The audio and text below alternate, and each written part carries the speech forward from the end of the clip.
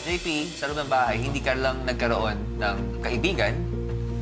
Kitang-kita naman ngayon, nagkaroon ka rin ng isang ate in the form of Colette. Kamusta naman yung relationship mo ngayon ni Colette?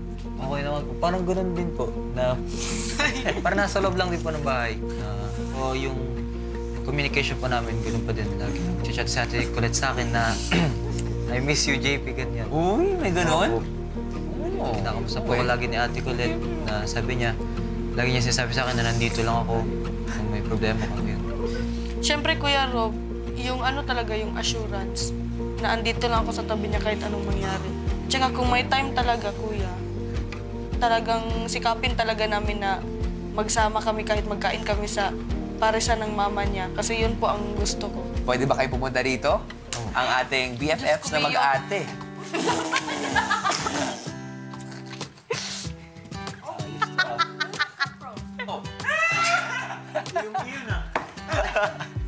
Kaya ganito yung drawing ko. Kasi si JP, mahilig siyang kumagat ng ano, either stick or kutsara.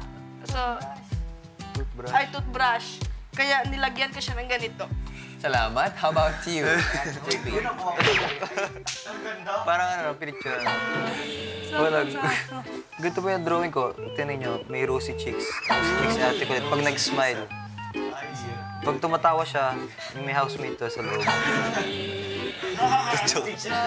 Sige nga, idikit mo na sa akin. Pang-museum, ah. Oo po, magpapamuseum ko to. Kaya Colette kasi ang ganda. Ang ganda-ganda mo. Sobra. Tulad na lang ang kagandahan ng pagkakaibigan niyo. Kaya naman, Colette and JP, balikan natin ang friendship niyo. Let's watch this.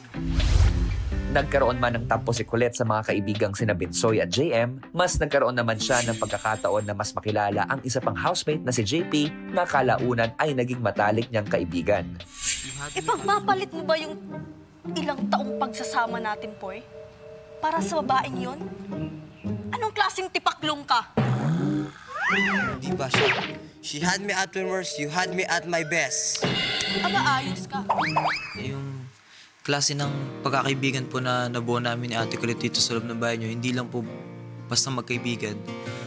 Parang magkapatid na rin po kami dito sa bahay niyo, Kuya. Action! Basya. Oh, Poy. Wala sa akin yung pitaka mo, Poy. Kamali ako, Basya. Bakit? Pinagbintangan nito ako ng wallet ko. Sa MRT, dinala mo yung wallet ko. Na-realize mo naman na wala sa akin yung wallet mo, tapos pinagbintangan mo pa ako ng ilang taon. Pinasya ka na, Basya. Nahuhod ko sa confessional mga aking wallet. Parang yan yung pamaypay sa barbecuehan namin. Basya, panindigin naman natin to. Dito ako. Sumayaw ka muna.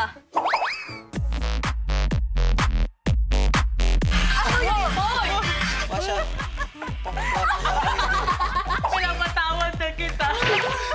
Na-feel ko lang po talaga siya na parang pag makita ko siya, makita ko yung mga galaw niya, maalala ko po yung kapatid ko sa kanya, ganun po, gaano po kalikot yung kapatid ko, ganun po. Parang feeling ko, magiging kapatid ko to dito.